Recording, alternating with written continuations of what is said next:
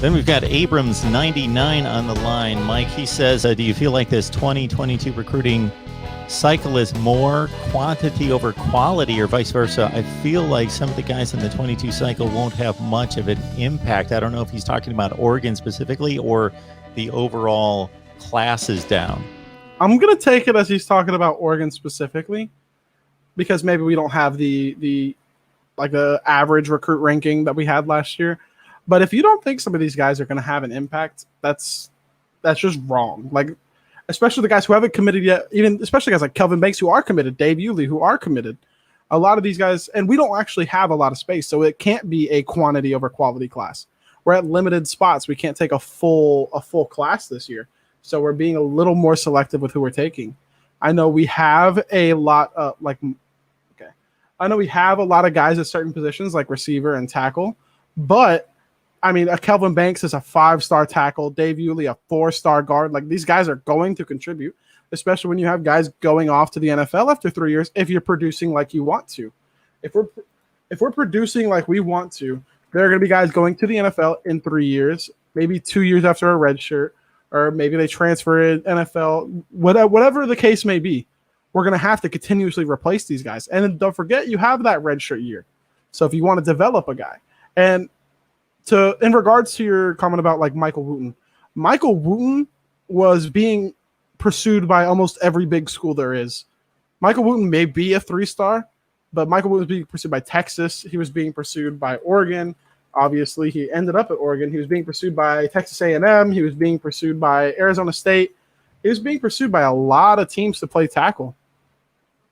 And these guys aren't, just because their rating isn't as high, I wouldn't just assume that they're not going to have an impact. A lot of these guys didn't get tape from last year to boost their rankings to where they might actually be. That's where there's got to be a disconnect there somewhere. When all you have to do is look at the offers coming in from other schools, and you got to feel comfortable. If you're Oregon and you see Arizona State, Texas, other schools of that caliber, you got to feel, regardless of what the recruiting rankings are, okay, those schools are seeing the same thing that we're seeing. He is 118th rated at offensive tackle. He's not on the national map in terms of a overall rating, and he's down to number 85th rated in the state of California.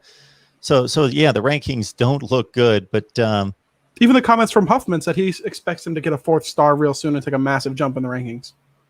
Okay. There it is.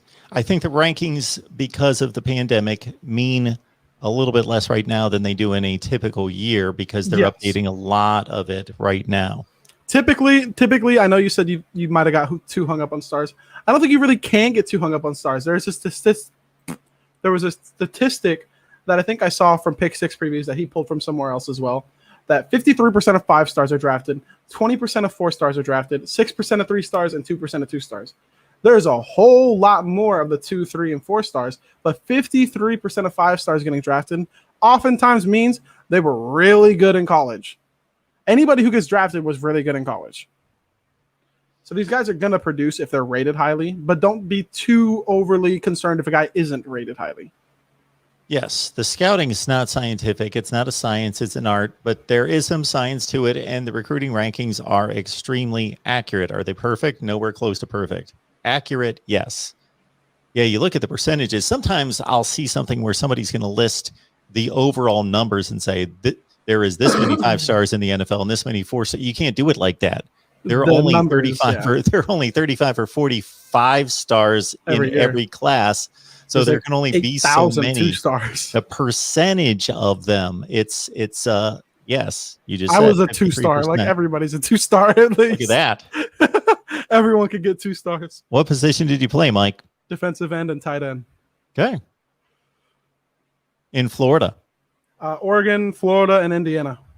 You were all over the place. Lived in 13 states, 16 cities.